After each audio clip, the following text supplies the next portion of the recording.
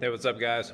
Today I want to do a video real quick and show you a common issue when you have a dryer that stopped heating. And I've already got this one torn apart a little bit, but I'm going to walk you through it step by step. A lot of times people will change out the heating element. It doesn't work. They change out the little components that go with the heating element, like the high limit thermostat and thermistor fuse, and that doesn't work, and so they're just kind of at a loss. And so what I have found to be a common issue when the most common things don't work, the common issue for me is the timer. And you know, this sits on here like this. So if you have a dryer that looks like this, or if you have a dryer that you've gone through and you've checked all the heating element components and nothing seems to be doing it, it's probably your timer. One thing you can do, you can start it up, grab the knob here and kind of force it left and wait and see if the heat kicks on. Force it right, wait and see if the heat kicks on, up and down. And that doesn't necessarily sometimes it works, sometimes the heat will come on and it's a clear indicator that the timer's the issue. But like on this model here, that little test didn't work, but I did take it apart and I'll show you here in a second. It is the timer. If you checked everything else, it pretty much narrows it down. It has to be the timer. So I decided to open it anyway, even though this little test failed, and sure enough it was. So along the back side here, it's pretty easy. You take out 5 screws that go along the bottom, 2 on the top, and this plate comes off. Then you'll have your timer sitting here. Back on the older models, it's just a bunch of loose wires that all kind of go on your timer. This is very self-explanatory. They only go in one spot. So if yours don't look like this, if you just have the individual wires, take a picture of it before you start pulling them off your timer. Otherwise you'll get very confused on how it goes back together. But this is just like a puzzle, and it only goes in one spot, so it's super easy. You just take that off, pull your timer out. Hang on just a second. Alright, so the older timers have a couple of screws, 1/4 nut driver will take them off. These newer ones, they have these little clips, and you just grab yourself a pair of needle nose pliers, and what you do is you pinch the clip and then you can slide the timer out. So when you put it back on, it just goes on and snaps onto this little clip here. This is just a pressure release clip like that, and it pops the timer right off. So then once you get the timer off, I'll show you what you're looking for. Alright, so you've got your timer off. Now if you didn't want to do this next step and save yourself some money and time, you could just take that number, that W106 number, plug it into Amazon, buy yourself a new timer, you know, 40, 50, 60 bucks, somewhere in there, and wait for it to come in, plug the new one on and call it a day. But if you want to save some money and verify that this is the issue, you take these 2 screws out here, which I've already done. Okay, then this motor slips off, and then this comes off right here. It's a little difficult one hand, but I didn't bring my tripod today. Alright, now let's come up here to the light. These connections right here is what you're looking for. So you can see these here. Let's see if I can get in real close. See how clean those look? Nice and shiny. Well, these other ones here, you can see that that one's burnt out. And what happens is, it's in the off position now. When you click this over to go, it's supposed to connect like that, and that's what gives you heat. But as you can see, if you can see it there, it's all black, corroded. So what's happening is it's not getting a good connection. And it might even be throwing you for a loop too. So sometimes when they're sitting there like that and they're corroded, you can test these with your multimeter and it'll show current. But then the second you hook it up to power, because of that corrosion for whatever reason, it doesn't work. I've had that happen many, many times before. So what we're gonna do is we're gonna just get in there with some Q-tips, rubbing alcohol, maybe a little sandpaper, some real fine grit sandpaper, and just shine those up. If you have the little files, sometimes there's a little file kit you can buy at a hardware store for a few bucks. Real skinny files you can get in there. Just be careful, you don't want to file away your contacts. You just want to clean them and shine them up.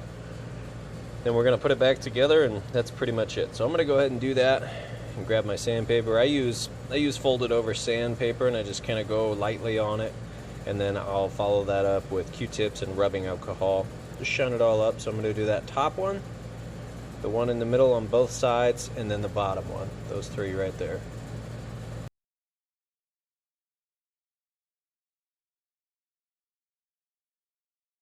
Alright, so here's my little piece of sandpaper. Just folded it down 4 times on itself. I got in between those two, then those guys there, and just went back and forth, you know, for a little minute so that it's nice and shiny.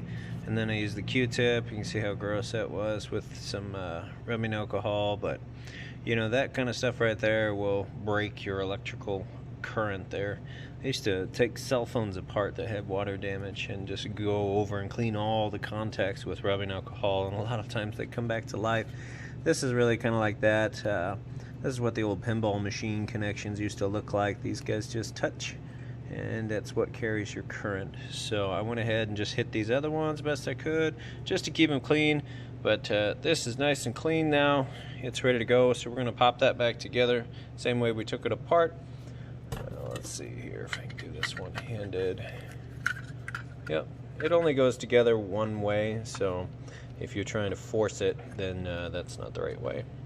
So we'll go ahead and pop this back together, and then I'll show you our end result here. Alright, so we've got it put back together. It's ready to go. I'm going to slide this in here. Now these little clamps, that's what I was talking about. We're going to line that up. Yeah, I can't see that front and bottom. I can feel that's in the right spot though, so it snaps there. Snaps there, and that's it. No more screws. And then, like I said, these will only go one way, so you just get all these pieced in. I'm going to use 2 hands, but you just put all these little connectors back where they go, and then we'll fire it up, make sure it heats. Okay, now that we're put back together, I've got it plugged in. We can give this just a couple turns. We'll just put it on high heat. Let's see, make sure heat's on high. Time dry. Hit go. Now I taped this right here. This is the door switch, so we can check it out while it's running. We're gonna make sure it gets nice and hot. The heating element tube there. I figured we'd be able to see the red, but hang on a sec.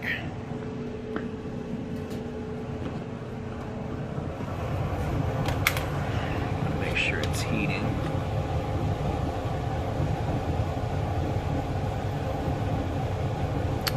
And it is not heating.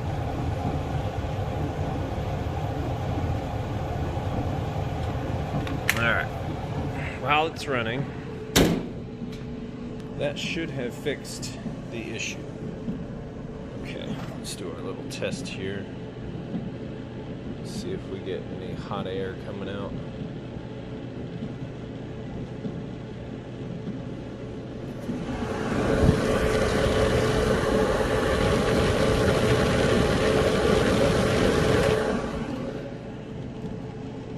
Son of a bitch.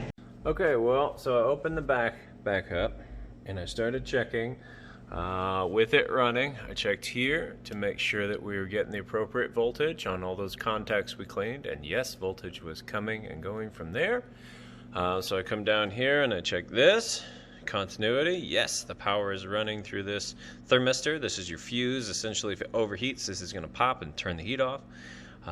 So power is running through here. Then we come down here and I realized my mistake. I checked the heating element, which is from this prong to this prong, and there's continuity. I even took this off and checked the heating element itself, and there's no breaks. I checked the continuity on the inside, it's all good. And I guess I assumed I checked this sensor, which is where the power comes down and runs through this sensor here and makes its way over here, and that's where your power goes. There's no continuity on this one. So when I pulled this off and I checked from here to here, nothing, which means this sensor is bad. So we're gonna replace that, and that should fix our issue. Okay, we got a brand new sensor on here. Everything's plugged back in. Everything else looks good. So we'll go ahead and plug it in and fire it up. Alright, so we've got it turned on. Now that we've got the back off again, we can just look down in that little hole and see if it's heating up, and if you can see that, it's nice and hot. We're gonna give it a minute just to make sure it stays hot. We can come around here too, and I can show you. You can actually see the redness in the hole like I was talking about. It's getting nice and hot. So it is seemingly working perfect now. That'll get pretty hot, especially holding this door open. Let me go ahead and pull this back off. Done with that. Like I said, I can watch it from the back here now and just look down that little hole and see that everything's heating up. So it just kind of goes to show, obviously those point of contacts needed to be cleaned on the timer. Could have been a combination of those issues, but that sensor was definitely bad, and then the timer there definitely needed to be cleaned up. So you know, that just speaks again to checking, double checking, and then testing thoroughly. So I'll probably run this for at least 2 or 3 loads just to be sure everything continues to run out perfectly. We don't have any issues. Give that sensor clicks on, clicks off through a whole process. So give that about 4 cycles to make sure everything's running perfect. But there you go. If you're having issues with your dryer beyond the heating element itself, you kind of learn from a couple of my mistakes in this video on what to check and how to check it. But I hope that can maybe save somebody some money. All these principles apply to pretty much any dryer that has this lint trap on the top there. A lot of those are going to be exactly the same. In the back, it's going to look exactly the same with all the same parts. But I'll let this finish up, give it a good thorough testing, and move on from here. Thanks for watching my video. Like and subscribe if you want more videos like this. I'll be going through with common issues and maybe little surprises like that again too. Who knows? Thanks. Have a great day.